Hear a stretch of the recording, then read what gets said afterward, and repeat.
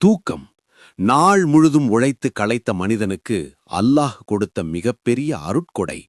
ஆனால் அந்த தூக்கத்தை கூட ஒரு இபாதத்தாக, நன்மையாக மாற்ற முடியும் என்று உங்களுக்கு தெரியுமா?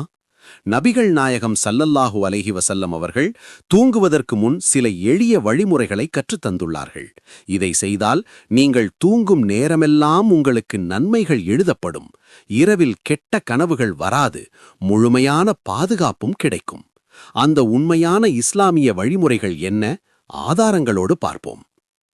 முதலாவது, வுழு செய்துவிட்டு தூங்குவது. நபி ஸல்லல்லாஹு அலைஹி வஸல்லம் அவர்கள் கூறினார்கள், நீங்கள் படுக்கைக்குச் செல்லும்போது தொழுகைக்கு செய்வது போன்று வுழு செய்து கொள்ளுங்கள் என்று. புகாரி 747. இதனுடைய பலன் என்ன தெரியுமா? நீங்கள் வுழுவோடு தூங்கினால் உங்களுக்காக ஒரு வானவர் நியமிக்கப்படுவார்.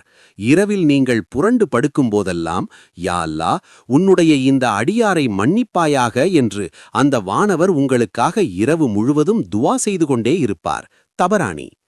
எவ்வளவு பெரிய பாக்கியம் பாருங்கள்.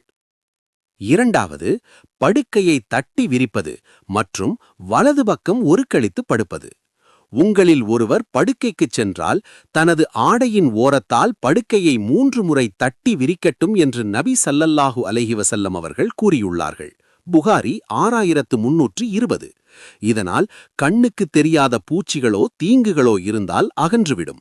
பிறகு வலதுகை புறமாக ஒருக்கழித்து படுப்பது நபி வழியாகும்.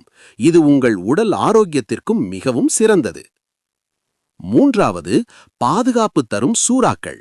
தூங்குவதற்கு முன் ஆயத்துல் குர்சி ஓதினால் காலை வரை அல்லாவிடமிருந்து ஒரு பாதுகாவலர் உங்களுடன் இருப்பார். எந்த ஷைத்தானும் உங்களை நெருங்க மாட்டான். புகாரி 5010.